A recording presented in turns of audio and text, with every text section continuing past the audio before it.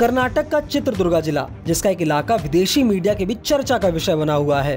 पाकिस्तान से लेकर अमेरिका तक का मीडिया मानता है कि यहाँ भारत का वो शहर तैयार हो रहा है जहाँ भारत के न्यूक्लियर हथियार तैयार होंगे।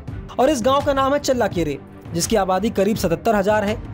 ये गांव हाल ही में एक बार फिर तब चर्चा में आया जब इसरो ने चल्लाकेरे में अपने पुष्पक विमान की सफल टेस्टिंग की।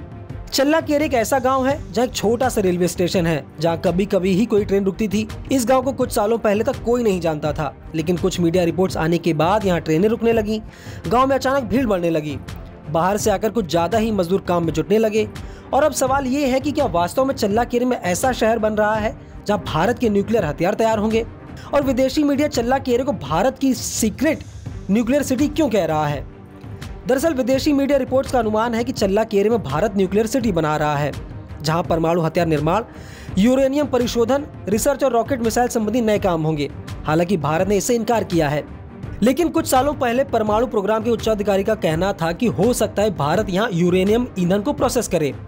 दावा है कि साल 2009 में चल्लाकेरे में बड़े पैमाने पर किसानों की जमीन अधिग्रहित होने लगी, जिसके बाद किसानों ने कर्नाटक हाई कोर्ट की शरण ली, जहां कर्नाटक सरकार को जानकारी देनी पड़ी कि ये जमीन किस काम आने वाली है।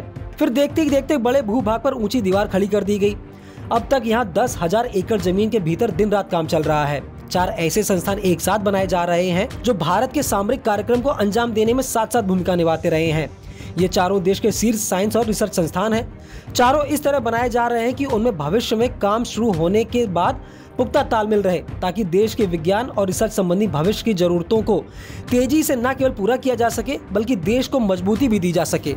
इसमें 4,290 एकड़ जमीन DRDO को दी गई है, 1,500 एकड़ जमीन ISS यानी इंडियन इंस्टीट्यूट ऑफ साइंस को दी गई है, जबकि 573 एकड़ जमीन इसरो और 1,810 एकड़ भाभा एटॉमिक रिसर्च सेंटर को अलॉट की गई है। कुछ बचा इलाका Karnataka small scale industry development corporation को भी दिया गया है। इस बारे में भारत सरकार ने साल 2011 में खुलकर अपनी बात रखी। सरकार ने बताया कि चारों संस्थानों को एक साथ एक जगह जमीन देने का उद्देश्य ये है कि भारत के भविष्य के प्रोजेक्ट सुरक्षित और शांत जगह में विकसित किए जा सकें, और चल्लाकेरे को साइंस सिटी नाम दिया गया है। यहाँ DRDO एयर स्पेस और मिसाइल टेक्नोलॉजी के उन्नत प्रोग्राम चलाए जाएंगे। ऐसे में माना जा रहा है कि इसरो की पुष्पक विमान की टेस्टिंग इसी प्रोग्राम का हिस्सा है। चल्लाकेरे में साल 2012 में रातों रात काम शुरू हो गया था। रातों रात गांव की सड़क की दिशा बदल दी गई, ढेर सारी मशीनें नजर आने लगी। कुछ दिनों बाद पक्की 4 दीवारी बना दी गई, जो इतनी ऊंची थी कि पता भी नहीं चले कि अंदर क्या बन रहा है। इस दौरान अमेरिका की मशहूर मैगजीन फॉरेन पॉलिसी ने कुछ एक्सपर्ट से बातचीत करके एक रिपोर्ट पब्लिश की। उसके मुताबिक भारत अगर न्यूक्लियर प्रोजेक्ट्स को विकसित कर रहा है तो इसका मतलब ये हुआ कि भविष्य में इसके जरिए वो रिफाइंड यूरेनियम का अतिरिक्त भंडार हासिल कर सकेगा, जिसका प्रयोग हाइड्रोजन बम या थर्मोन्यूक्लियर हथियारों में होता है। इसके बनने के बाद भारत न्यूक्लियर क्षमता में ज्यादा ताकत हासिल कर लेगा और वो कहीं ज्यादा बड़े और घातक न्यूक्लियर हथियार बना सकेगा। सिबरी यानी स्टॉकहोम इंस्टीट्यूट की माने तो भारत के पास फिलहाल 90 से 110 परमाणु हथियार हैं, जबकि पाकिस्तान के पास ये क्षमता 120 और चीन के पास 260 की है। भविष्य में इसके और बढ़ने की आशंका जाहिर की जा रही है। फिलहाल भारत के इस गांव से पश्चिमी मीडिया सकते में है, और तो और पाकिस्तान में भी काफी खौफ का माहौल है।